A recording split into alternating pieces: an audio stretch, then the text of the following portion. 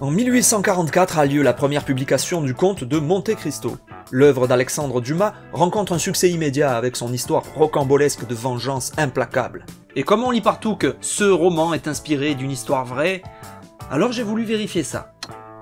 Et j'ai pas été déçu.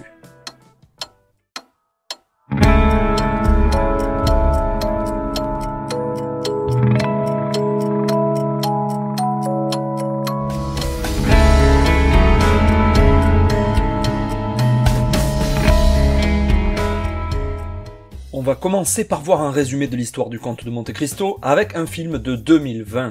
Oui, juste un résumé, le livre contient bien plus de péripéties et de détails. Alors pour des raisons de coronavirus et de budget, les acteurs du film portent des vêtements parfois anachroniques. À part ça, on n'y voit que du feu. Bon film. Edmond Dantès, jeune officier de la marine, se retrouve à la tête du Pharaon, c'est un bateau, suite au décès du capitaine. De retour à Marseille, le poste de capitaine lui est promis, et il peut préparer son mariage avec la jeune et belle catalane Mercedes. Cool, mais ce succès entraîne des jalousies. Le comptable du Pharaon briguait lui aussi le poste de capitaine. Et le cousin de Mercedes voulait lui aussi l'épouser, c'était une autre époque. Il conspire contre lui, et le jour de son mariage, Edmond est arrêté pour complot bonapartiste. Alors, pardon, là, pour bien comprendre ce qui se passe, il faut qu'on parle un peu de l'histoire. La vraie. En 1815, Napoléon est sur l'île d'Elbe. Non pas en vacances, en exil. Après une série de défaites militaires, notamment l'échec de la campagne de Russie, l'empereur de plus en plus isolé s'était retrouvé face à une vaste coalition étrangère. Suite à son abdication forcée en avril 1814, il a été poussé à l'exil, et Louis XVIII est amené au pouvoir, malgré son impopularité. C'est la première restauration qui ne dure pas, car en février 1815, Napoléon quitte l'île d'Elbe, débarque à Golfe-Juan et entame une remontada vers Paris, pendant laquelle il parvient à rallier de nombreux soutiens, notamment les troupes militaires envoyées pour l'arrêter. Sa marche inexorable vers la capitale pousse Louis XVIII à fuir en Belgique. L'empereur est de retour, mais 100 jours seulement, car face à ce retour en force, les armées coalisées se sont préparées à envahir la France. L'empereur contre-attaque en Belgique, mais sa lourde défaite à Waterloo précipite sa chute, encore. Forcé à abdiquer, encore, il fuit Paris vers la côte atlantique, mais doit se livrer aux Anglais. Il l'exile sur l'île de Sainte-Hélène, où il mourra le 5 mai 1821. Mais pour la suite, la partie vraiment importante, c'est la fuite de l'île d'Elbe. Quand Napoléon a abdiqué, la première fois, le traité de Fontainebleau précisait qu'il devait renoncer à tout droit de souveraineté sur tout pays. Cependant, afin qu'il puisse conserver ses titres de noblesse, l'île d'Elbe lui est offerte, et il en devient le souverain. C'est surtout un moyen de l'isoler, contraint dans son palais de Portoferraio, sur une toute petite île comptant peu de ressources, et qui, comble du comble, lui offre une vue dégagée sur sa Corse natale, mais inaccessible. Bref, celui qui visait l'Europe entière se retrouve souverain de la minuscule principauté d'Elbe. Grosse déchéance pour un roi. Quoi Napoléon s'était fait proclamer empereur des Français et roi d'Italie. Donc oui, techniquement, il était bel et bien roi. En tout cas, il reçoit des visites et apprend des choses, notamment que Louis XVIII ne déchaîne pas l'enthousiasme et qu'on parle de l'envoyer plus loin, sur une île perdue dans l'Atlantique. De plus, la pension qui lui était attribuée n'est plus versée. Alors il réussit à berner le commissaire anglais chargé de le surveiller, le convainquant qu'il n'est plus intéressé par la France. Puis il laisse entendre dans ses lettres qu'il souhaite se porter à l'aide du roi de Naples, Joachim Murat, son beau-frère, qu'il a lui-même placé sur le trône. L'attention se porte alors sur l'Italie, et voilà pourquoi son départ le 24 février 1815, puis son débarquement en France le 1er mars, sont une surprise pour Louis XVIII. Et justement, Alexandre Dumas a écrit que Dantès débarque le 24 février 1815 à Marseille, une ville connue pour être globalement hostile au bonapartisme. Voilà qui explique son arrestation. Edmond Dantès, qui a fait escale à Naples et à Portoferraio, a été chargé d'une lettre adressée à un sympathisant bonapartiste qui n'est autre que le père du procureur. Ce dernier, comprenant qu'Edmond n'était qu'un messager et la victime d'un coup monté, réalise qu'il a tout de même vu qui était le destinataire. Alors, pour ne pas risquer la disgrâce sur son père et sur lui-même, il choisit d'accabler Dantès et le fait jeter en prison au château d'If. Dans sa prison, le héros, désespéré, rencontre l'abbé italien Faria, prisonnier lui aussi. Le vieil homme parfait son éducation et l'aide même à déduire qui pouvait bien lui en vouloir. Il lui révèle aussi posséder un trésor caché sur l'île de Monte Cristo.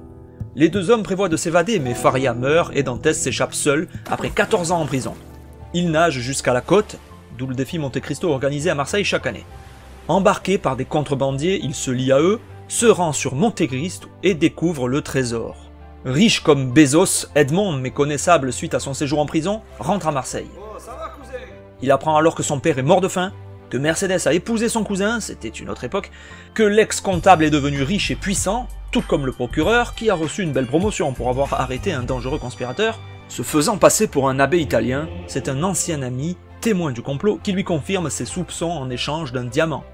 D'ailleurs, rongé par l'avarice, l'homme finit par tuer sa propre femme et un joaillier et termine aux galères. Maintenant qu'il connaît les responsables de son sort, la vengeance de Dantès sera terrible. Après plusieurs années et diverses péripéties tout autour de la Méditerranée, il s'installe à Paris et se rapproche des conspirateurs en tant que comte de Monte Cristo.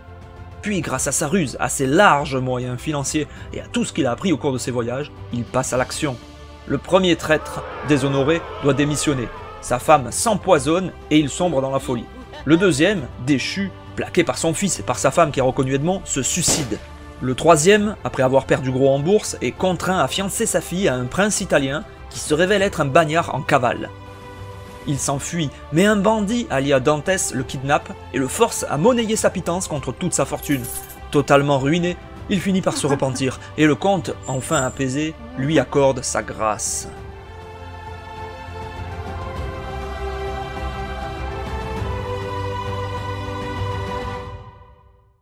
Et donc, l'histoire d'Edmond Dantès serait inspirée de la vie réelle d'un certain Picaud, de son prénom François, ou Pierre-François, on ne sait pas trop. Dès 1846, une édition du Comte de Monte Cristo publie en complément du roman l'histoire de ce Picaud, issu d'un recueil d'archives de la police de Paris. Voyons s'il y a des ressemblances. Cette fois, l'histoire se passe un tout petit peu plus tôt, et c'est donc Napoléon qui est au pouvoir. Picaud, jeune cordonnier de Nîmes, se retrouve à Paris et prépare son mariage avec une riche et belle jeune femme. Cool, mais il s'en vante dans un bar, et les convives ont du mal à cacher leur jalousie. Le patron du bar veut alors lui préparer une mauvaise blague pour reporter les noces. Deux amis y participent, mais un troisième, nommé Alut, refuse de s'impliquer. Picaud, dénoncé comme conspirateur monarchiste, se retrouve arrêté juste avant son mariage. Il est jeté dans une prison italienne. Libéré en 1814, héritier d'une véritable fortune grâce à un pote de mitard, riche ecclésiastique italien, il parcourt l'Europe et réunit les divers fonds qu'il a hérités. Méconnaissable suite à son séjour en prison, il retourne à Paris en février 1815, incognito. Il entre en maison de repos juste quand Napoléon quitte l'île d'Elbe et en ressort juste après sa fuite de Paris. Il apprend alors que le patron du bar a épousé son ex-fiancée et qu'il possède l'un des plus beaux cafés de Paris. Parvenant à localiser celui qui a refusé de participer à la blagounette, il se rend à Nîmes. Il se fait alors passer pour un abbé italien et lui soutire le nom des trois comploteurs en échange d'un diamant. D'ailleurs, sa femme et lui, rongés par l'avarice, finissent par tuer un joaillier et s'enfuient à l'étranger. Maintenant qu'il connaît les comploteurs, la vengeance de Picaud sera terrible. De retour à Paris, il se fait passer pour un pauvre homme. Embauché par le patron du bar, il passe à l'action. Le premier traître est retrouvé mort, percé d'un poignard portant l'inscription numéro 1. Le deuxième meurt empoisonné, un papier indiquant numéro 2. Le patron du café doit fiancer sa fille enceinte avec un marquis italien qui le jour des noces se révèle être un galérien en fuite. Son café part en fumée, ses biens sont volés, ses voisins portent plainte pour l'incendie, son fils se retrouve en prison, sa femme meurt de chagrin. Pour survivre, sa fille est obligée de se taper le pauvre employé, qui n'est autre que Picaud, et qui lui révèle le poteau rose juste avant de le poignarder. Mais rebondissement, à cet instant un homme mystérieux le capture et l'enferme dans un sous-sol. Il tente de lui soutirer de l'argent contre ses repas. Face à son refus, l'inconnu, qui n'est autre qu'Alut, le tue et s'enfuit à Londres. Quelques années plus tard, sur son lit de mort, il raconte toute cette histoire à un prêtre qui en témoigne par écrit au préfet de police de Paris.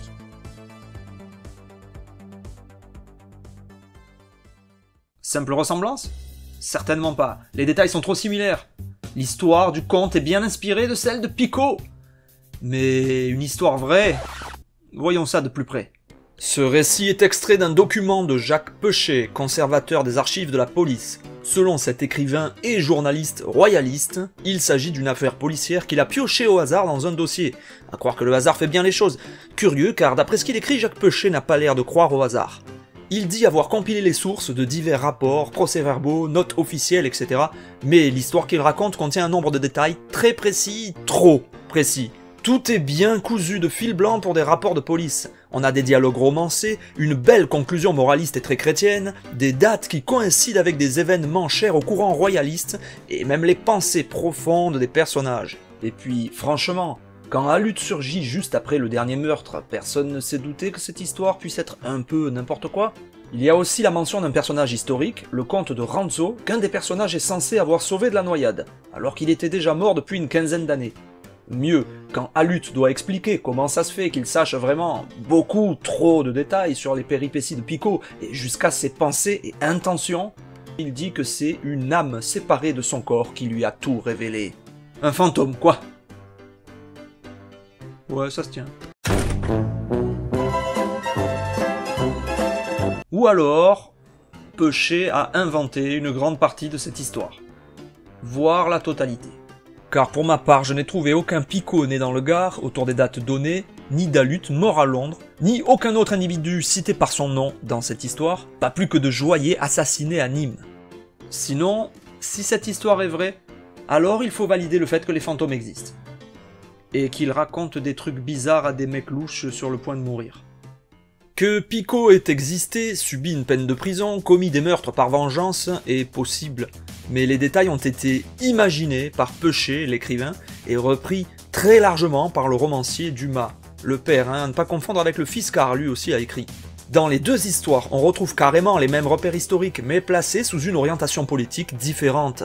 On pourrait parler de plagiat, si Peuchet avait réclamé quelque chose, mais ça ne risquait pas car il est mort en 1830. D'ailleurs, ce n'est pas la seule fois où Dumas père s'est inspiré, disons, d'autres écrits. C'est aussi le cas pour Les Trois Mousquetaires, son plus grand succès, et pour nombre de ses livres en fait, souvent imaginés par Auguste Maquet, son principal collaborateur, et développés par lui, à croire qu'il manquait souvent d'inspiration. Donc, en conclusion, non, le Comte de Monte Cristo n'est pas réellement inspiré d'une histoire vraie, mais c'est l'adaptation non officielle d'une autre fiction. Et ce genre de pratique semblait être une habitude chez Alexandre Dumas.